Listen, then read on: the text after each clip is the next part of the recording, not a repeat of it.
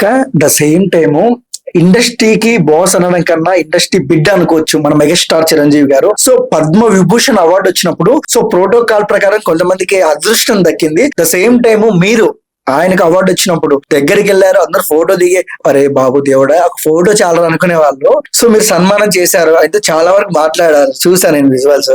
So ఎలా అనిపించింది? చిరంజీవి గారు డౌన్ టు ఎర్త్, పునాదిరాళ్ళ నుంచి ఇప్పుడు విశ్వంబర వరకు కూడా సార్ ది ప్రతి జర్నీ మనం చూస్తూనే ఉన్నాం. నిజంగానే ఆయన బాస్, ఇండస్ట్రీ, తెలుగు ఇండస్ట్రీకి ఒక దేవుడు అంతే.